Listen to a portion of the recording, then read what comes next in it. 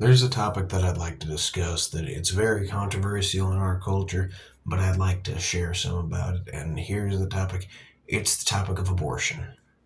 Now, I made a video on some other things earlier, such as homosexuality, I believe. I made one on that earlier. Possibly not, but there was one I made earlier similar to this. But what I'm trying to get at is this. How are we going to stand against this?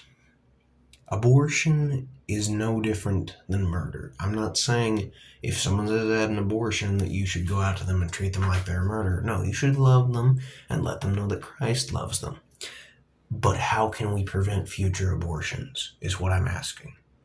There's a quote, and I won't forget it. I read it just the other day.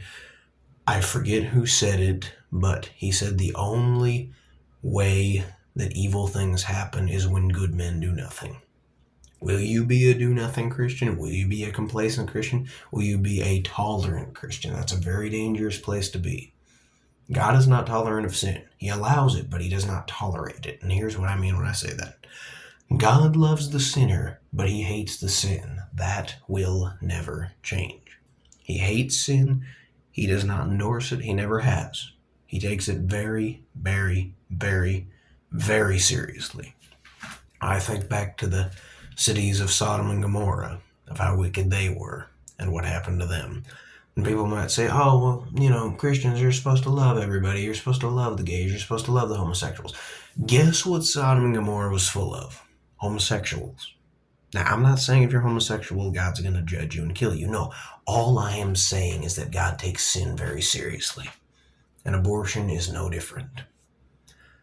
The murder of innocents is not something we should tolerate. It is not something we should stand for. Stand against this, my brothers and sisters. I fail against standing against it.